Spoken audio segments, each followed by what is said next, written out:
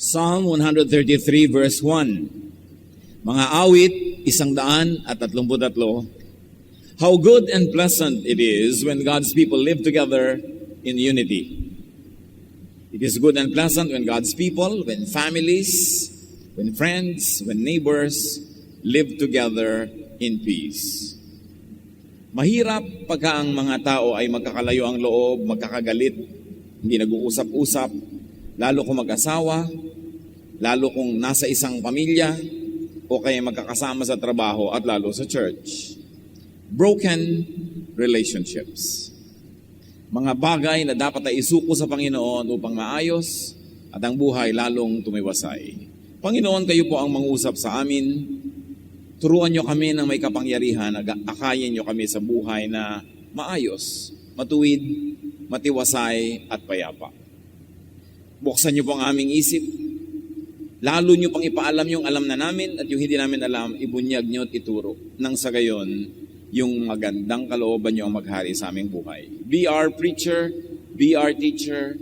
We seek you, Father, in the name of your Son, Jesus. By a lot of mishandling, relationships could be stressed or broken, destroyed. Pagka ang mga relasyon na hindi maganda, mayroong namamagitan na hiya o kaya asiwa. Minsan, there are walls. There's a distance between people. O kaya, mas masahol, mayroong pagkakagalit, away, mga siraan, sakitan. Lahat ng ito, hindi mabuti kanino man. How to handle endangered relationships? Mga relasyon na nagkakaroon ng lamat, nababasag at kuminsan na ay nagkakadurog-durog. When a relationship is stressed or damaged, do not worsen the damage. Pagka nagkasigawan na, tigil na, huwag nang palalain. Pag nagkasagutan, huwag nang habaan. Contain, stop the damage. And do not complicate the situation. Kung mayroong naging isang problema, pag-usapan na yun lang, huwag na umungkat na iba pang bagay, huwag nang halukayan na ibang bagay, huwag dagdagan, huwag palalain. At dapat ang mga tao, pag nagsimulang magsabi ng masakit o nakapanakit ng kalooban, lalo ng katawan ng kapwa, dapat ang isipin agad, ceasefire. Lalo kung ang iyong katalo ay asawa, anak, magulang, kapatid, kasambahay, kaibigan, kapatid sa pananampalataya, dapat ceasefire agad. Kung minsan dumudulas ang ating bibig, may nasasabi tayong masakit, meron tayong nagagawang di maganda, pero immediately the Spirit of the Lord will remind you that it is not good. Right there and then, stop in your tracks and ceasefire. Even in mid-sentence, you can stop speaking if you know that what you're saying is not good, not edifying, not kind, not loving, un-Jesus, stop. Pag tayo may sinasabi na hindi maganda, lalo't nakakasakit sa kapwa, at bigla tayong tumigil in mid-sentence, ibig sabihin nun, ayaw nating palalain, na bigla tayo, yes, pero ayaw na nating ituloy, at ma-appreciate yun ng ating sino mang katalo. Masasabi niyang tumigil siya sa pagsasalita, ibig sabihin, ayaw na niyang ituloy pa na makapanakit. Ibig sabihin, mahalaga ako sa kanya, mahalaga ang aming relasyon sa kanya. I will appreciate na kahit nasimulan na niya ang isang sentence na hindi maganda, at least hindi na niya tinapos. And that's already a sign that you would like to make peace. Proverbs 17:11, starting a quarrel is like reaching a dam. So drop the matter before a dispute breaks out. Yung dam, alam natin, pag nasimulan yan mag-crack, hindi titigil yan hanggang hindi gumuguho at lahat ng laman na tubig ay tumapo na. Ganon din ang away. Pag nasimulan, mahirap pigilin. Kaya wag na lang simulan. At kung nasimulan na, itigil agad. Pagka ang ating katalo, kasigawan, ay lalo't mahal natin sa buhay o nagmamahal sa atin, ang dapat laging isipin ng mga anak ng Diyos, stop. Tumigil. Stop agad. Pagka meron tayong nasabi, may sasabihin pa tayo, may ibubulalas pa, pero alam mo, hindi ito magdudulot ng mabuti, stop. Lagi niyong sabihin yun, stop. It's a very decent thing, very godly thing to do, to stop. Pero sasabihin na iba, pero marami po talaga akong gustong sabihin. Dapat malaman niya. Pero galit na galit ka ngayon, stop. Magpaluwag ng dibdib, magpalamig ng ulo, pagpareho na kayong payapa, tahimik, tsaka niyo pwede pag-usapan. Sa maayos na paraan, na ang goal ng usapan ay hindi manalo, hindi makasigaw, hindi ma-outdo yung isa sa paggawa ng mali, kundi maayos ang mali. Maitama ang mali, maayos ang magulo. Yun ang goal dapat ng usapan, hindi yung magpaligsahan, mag-contest, at magpalakasan ng boses. Do not spread the infection. Sa sakit man hindi natin dapat ini-spread ang infection. Kino-contain agad para wag nang kumalat. Huwag pakalatin ang lason sa isang relasyon. Do not add needless irritation. And very importantly, kung meron kang katalo, huwag magsali ng panggulo. Dalawa kayo na hindi magkasundo, huwag na kayo magsali ng iba pa na makikisali, makikigulo. Magsasangkot ka pa na iba, tanungin mo pa kay ganun. Ganun din ang iniisip niya tungkol sa'yo. Huwag na magsali. Kayong dalawa lang mag-usap. Ang mahalaga lang yung iniisip mo, iniisip niya, sinasabi mo, sinasabi niya, huwag nang magsali ng iba. Proverbs 16:28. A perverse person stirs up conflict, and a gossip separates close friends. Pag mayroong third party sa usapan, gumugulo, nakocomplicate, lalong humihirap ayusin ang hidwaan. At pag meron tayong di pagkakaunawaan, do not needlessly talk about it with third parties. Sumama ang loob mo kay ganito, huwag mo na ikwento sa iba. May nasabi at nagawang mali yung ganong tao, huwag mo na ikwento sa iba. Kasi sasali sila sa gulo. Magbibigay sila ng dagdag nilang opinyon na lalong magpapagalit sa'yo. O kaya ipagkakalat pa nila, lalong dadami ang kasali. Hindi iyon ang paraan para ayusin ang gulo. Proverbs 11:9, with their mouths, the godless destroy their neighbors.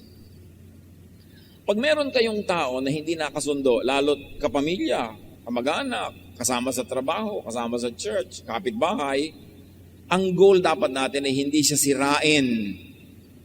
Ang goal dapat natin ay ayusin at buuin ang relasyon. It's very foolish to quarrel, and especially to have a prolonged quarrel with relatives.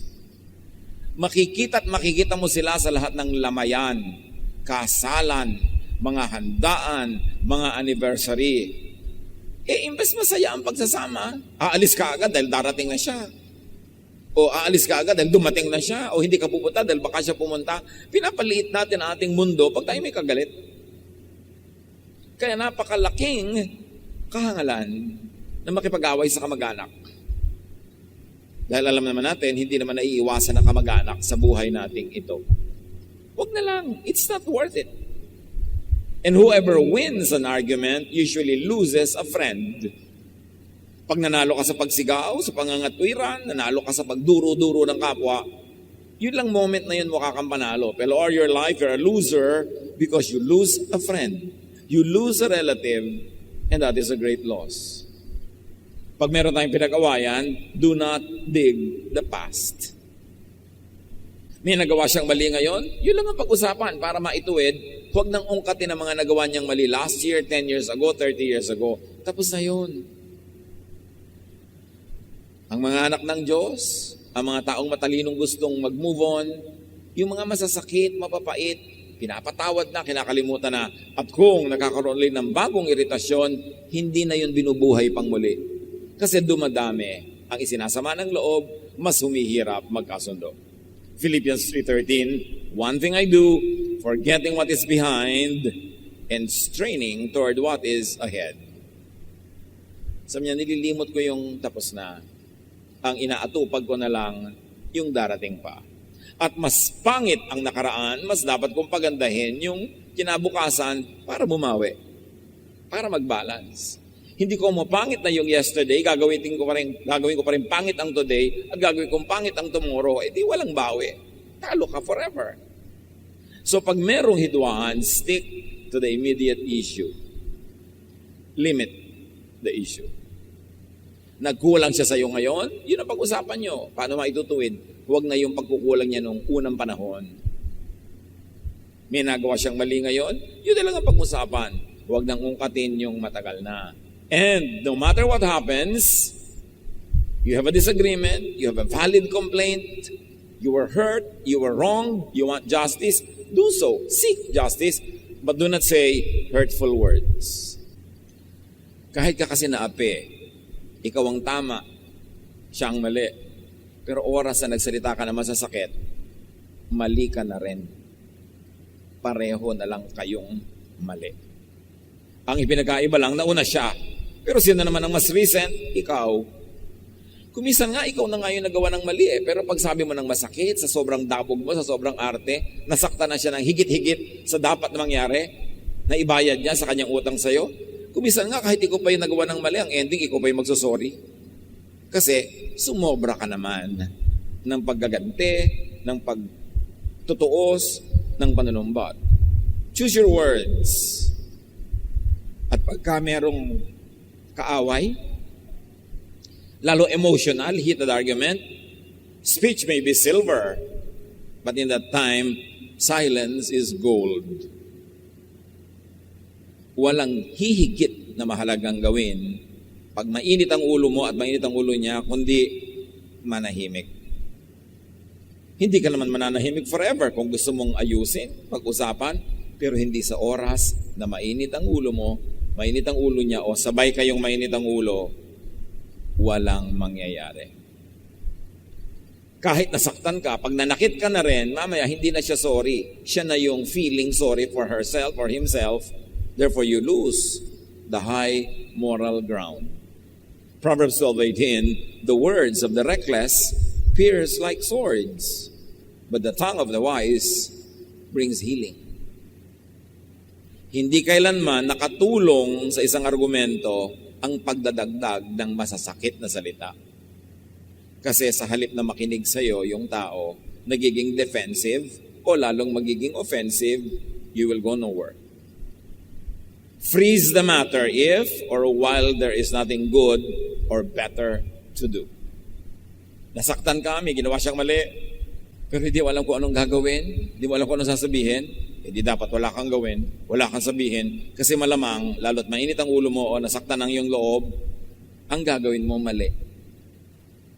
Non-speech, non-action is better than bad speech and bad action.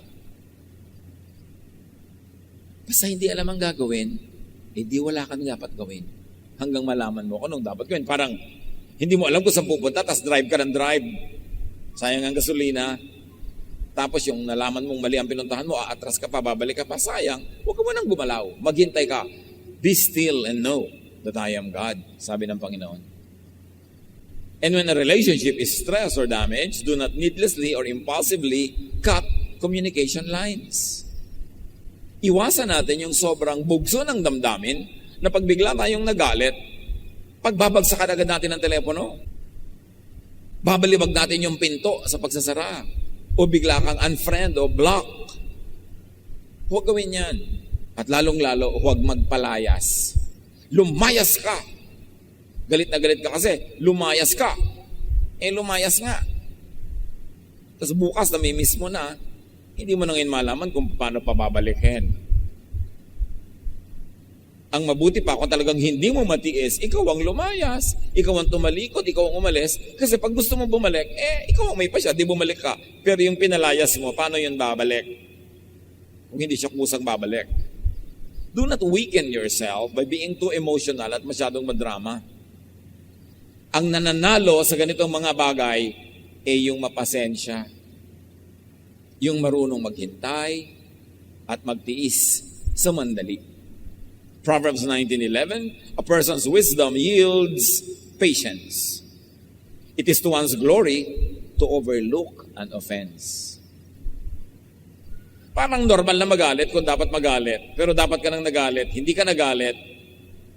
That is to your glory and very especially to God's glory. At kailangan, huwag ka magsasara. Nagalit ka doon sa boyfriend mo, tinapon mo na agad ang engagement ring sa kanal. Tapos bukas, kinakapa-kapa mo yung buong kanal, kahahanap mo ng engagement ring na napunta sa kanal. Kasi bugso lang yan ang damdamin eh. Nagbabago din naman ang isip ng tao pag lumamig. So habang mainit ang ulo, wala kang dapat gawin. Huwag ka muna magpilas-pilas ng litrato. Huwag ka muna mag-delete-delete ng mga kung ano-ano sa yung photo album dahil baka mamaya hanap ka ng hanap kung paano mo ibabalik.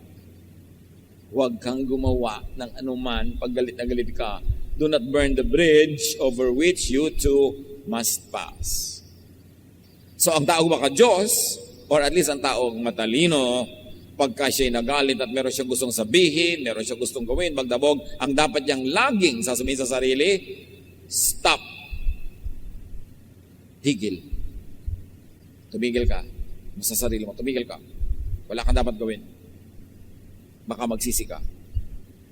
When a situation is very hard, very difficult, you have no clear guidance as to how to proceed, freeze. Parang ulam, hindi mo pa maluto ngayon, hindi mo pa alam ang gagawin, lagay mo sa freezer, saka mo naharapin pag may oras ka na. At pagkating-kati ang iyong dila na magsalita, manglait, mangmaliit, shut up. You will be glad you did. Ang hirap-hirap yata nung may sinabi ka, sa mamaya mo, sorry ha. Mahirap yun. Buti pa, huwag na lang sabihin. Keep your words nice and sweet. You don't know when you have to eat them. Very bitter, very ugly ang iyong word. Mamaya kakainin mo, mahirap lulunin.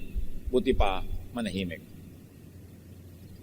And when you stop, you freeze, you shut up, you are telling the other person that that person or your relationship with that person is more important to you than your terrible feelings right now.